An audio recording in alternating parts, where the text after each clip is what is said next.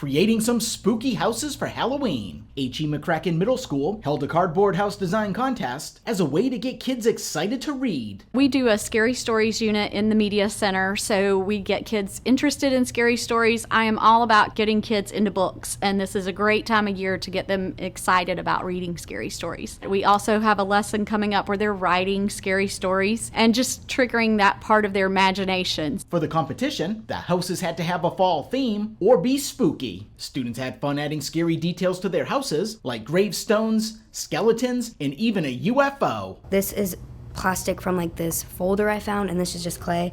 And this is the top from a candy. My favorite part was probably painting it, because for this I have like an airbrushing kit, and so I airbrushed most of this. I painted that and that, but that was probably my favorite part, was the painting process. I went to a couple different stores and I found some different things and I pieced it together, and I think it was cool to make it look more scary instead of not as more realistic, but less cartoony. This part I ripped some of the top layer of the cardboard out so it could feel like it's falling apart, and I cut little pieces of cardboard out and I stuck them on there to make it look like wood. Then the bottom I used coffee grounds actually to make it look like dirt. The cardboard house project allowed the students to incorporate their art skills into a language arts lesson. We're an ABC site school, so I wanted to have a contest where the kids could enter and create different variations of houses to just get that artistic balance brought into the school, something they can create and be proud of to show off to their classmates. 5 winning houses will be given prizes. First place will receive a $50 gift certificate for the book fair. All other winners will be given $25 gift cards.